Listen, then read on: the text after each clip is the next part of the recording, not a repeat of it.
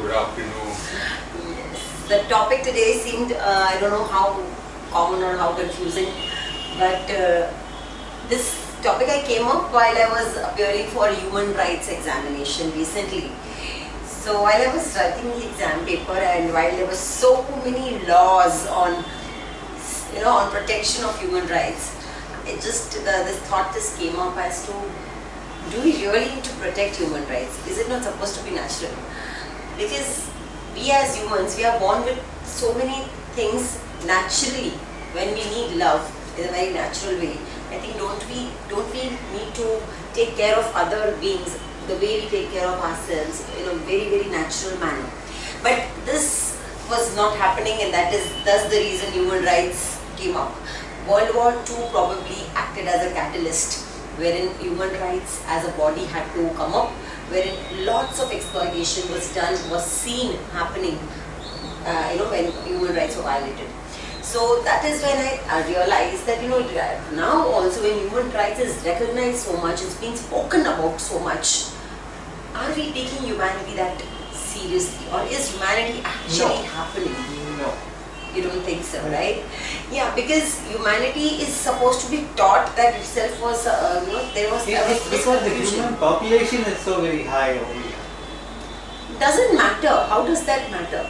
Keeping humanity, I don't think it's related to the population, because as an individual, if we have to maintain humanity at an individual level, how does population matter then?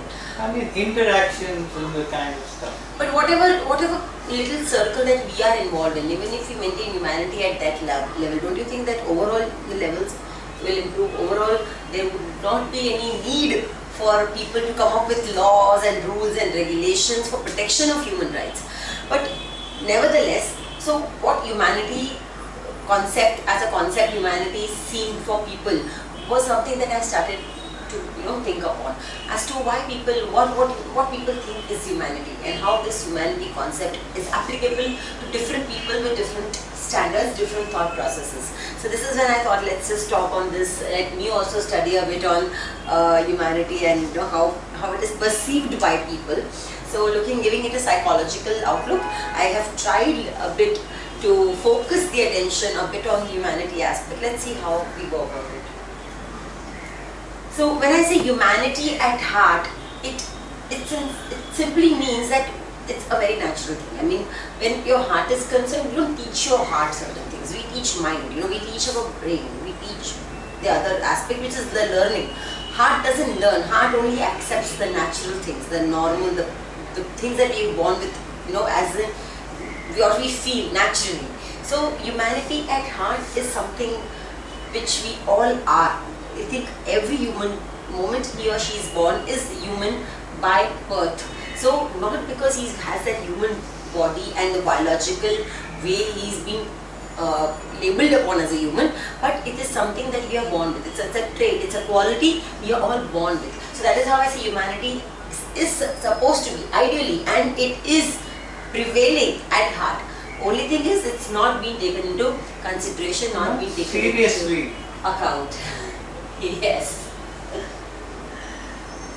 So other name for humanity, when we say in psychological terms, as to when we show love and compassion towards other person, sometimes and necessarily at times, even at your own loss or not considering the benefits of the individual himself, is called as altruism. This is a psychological term which we call as altruism.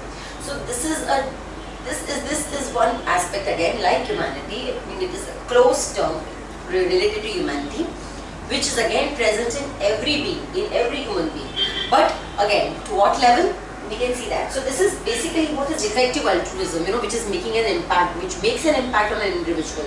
This is a movement that combines both heart and head. That is what I meant by that. It has to be at heart and at head. So little bit thought over and little in our head head over. or in heart is what. Yeah, so not everybody combines it together, right? Everybody performs it either ways. Very few people have this art of combination of Grace. both the things. Yeah, Grace. the basic talent of doing an altruistic act by combination of their heart and their head together in a balanced manner. So that is what is effective altruism. So that is where we are going towards. So when we say altruism, again, there are altruisms basically of two kinds, which I haven't mentioned here. That one is psychological and one is biological. So this is biological when you yourself want to do so much for your, it's your family, it's your genetic people, genes which calls you to do something. So you're not making an effort. For example, if today you are asked to forego your money for your son, for your children, you will do it happily. You don't have to think about it. Nobody has to prepare you for doing it. If you have to go for, if you are facing some losses for your upliftment of your children, for your family, for your closed ones, nobody needs to give you a push for that. That's so natural. So something that comes up so naturally is biological. So this is a typical feature shown of some apes taking care of their younger one. So this is how the parents take care of their children, wherein they forego their career, the mothers who give up their careers, the father who give up on not spending on their hobbies because they are the bread earners and responsible for the family. So this is when you're doing an altruistic act for someone wherein you yourself are not gaining that much. So that is an act, but it is biological. Here you are not thinking while doing it, you're just doing it because that internal push, that internal force is there. You want to do it. You want to do it. You want to do it. It's so natural. It just comes out naturally. So anything that comes out naturally, it's biological. That is biological altruism, which we call it as. Second is this. Let this slide remain like this. Second one is psychological altruism, which we term as. Psychological altruism is when people think as to यहाँ help करनी चाहिए, यहाँ ज़रूरत है. This person needs help, So if why not I give money here? Or you have money, you have some spare money, or you want to donate, but you are thinking कहाँ donate करें? यहाँ ज़्यादा ज़रूरत है या यहाँ ज़्यादा ज़रूरत है? So it is now your weak point or maybe your psyche which will give you a message कि यहाँ spend करना चाहिए. जैसे कुछ लोग होते हैं सिर्फ अपने रिलीजन के लिए स्पेंड करते हैं, जैसे अपने कम्युनिटी के लिए स्पेंड करते हैं, because they are so much in love with their community, so that psychologically they are so much into their community that they want to spend money only for that. So if they have any spare fund, they will want to help people emerging out of their community. Some people now who have gone through, like I have seen so many cancer survivors. So now if they want to donate or if they want to help, if they want to do an act of altruism, they naturally their first area of help will be cancer patients. Because they feel that they have gone through it, so you feel the pain. So you're psychologically, you're more into that area, that line, that will make you pull towards it. So this is how psychology plays an important role. Now when it comes to selfless or selfish, there are some people who do altruistic acts because of some selfish purposes, like corporates. All corporates probably have an NGO. Why? Because that is, again, there is some tax reduction. They are supposed to put in some amount of their earnings into some noble act like this, in some non-governmental organization, for it's either for tax reduction or they get some rebates out of all that. Now, कहने को ये companies, सारी companies बहुत अच्छे काम कर रहे हैं, they have a NGO of their own and they are running this charitable trust. But this charitable trust they are running only for completely for their selfish purpose. I don't know how much they are really keen on helping out people, and that is how you are spending. Because when you are doing something for your personal benefit, I don't know if that people would call it altruism or no, let's see that, but that's a selfish act. Selfless means you don't care whether you're getting any benefits out of it or whatever. You want to help someone, it's come to your mind that you want to help someone, you will help someone. इसके लिए शायद you want to, you'll forego buying your thing, you'll forego on your expenditure and still go and help someone. You're getting late for office, but if you see an accident victim, you will still go and put the patient in the hospital, seek help for them. Because of your heart, Yeah, so that time you are in fact going under a loss. You might have an important meeting lined up for which you might have to, give some penalties, like you might have to face something, some consequences in the office. Despite you go and help that person because you feel that life is more important at that point of time, I can bear my losses. So that is what is selfless altruism. But when you do an altruistic act, when you help someone with your own personal benefit, is a selfish altruistic act. So there is a question which often people get in their minds. So is a good deed really good? if it's performed with expectation or recognition. And we see a lot of people, कोई चुप नहीं बैठ सकता अगर अच्छा काम किया है. You don't want to keep your mouth shut. You want people to know. You want people to appreciate you. अगर कुछ मिला नहीं तो कोई बात नहीं. अगर material benefit नहीं हुआ तो no problem. At least let us get praises for that. At least get appreciated for that. So we as human beings want other people to even say, oh, you're such a good human being. You're such a nice human. So even hearing that actually elevates us. You know, I don't know. We all need that labeling. We all need that stamp on our good acts also. So we then, I'm sure everyone then thinks also, ki, did we really do this good act for this? No, not really. Not all of us will do any good act for this. But at the same time, how much is it valuable if it is done for recognition? So there are people who want to put in their names. पूरे newspaper में नाम आता है, you know, इतना charity. So this person has, honorable person has donated so much. वो सब जगह इनके stone के वो चौक पे लगाए हुए होते हैं and all that. So yeah, they get elevation. You know, they feel so great about things like this happening. So that's one question which gets, I think it's portrayed in many people's heads as to how good is that act. But if we see the universal law says that the easiest way to get what you want is to help others get what they want. Now this is what by Deepak Chopra, but this is the truth. Now to give you an example, I had just been to one of the lectures wherein we were told to breathe in and we were told not to breathe out. So it was so suffocating. So then we were explained this universal law, which was so nice. I mean, I really found this very interesting, the way it was explained to us. That means you just want to take in. You don't want to give out. Are you comfortable when you're not giving out? So if you are taking in the breath, if you're taking in the oxygen, but not giving out carbon dioxide, oxygen bhi mera, carbon dioxide bhi mera, sab kuch mera. I don't want to give out anything. How comfortable will you be?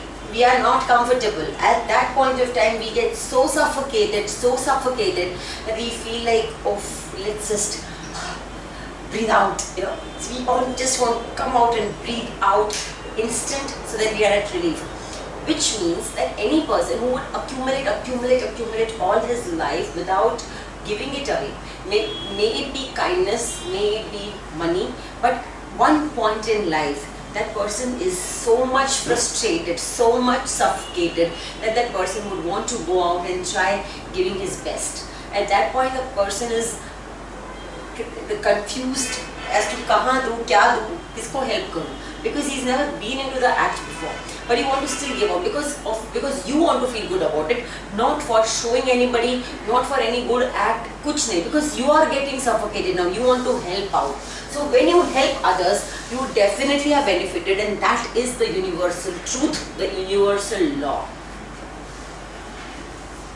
So in nutshell, what if you give kindness, forget money, forget giving away material things which you have accumulated with so much of pains or working all your life, but kindness is free of cost. We have really not purchased kindness. We have all got kindness by nature.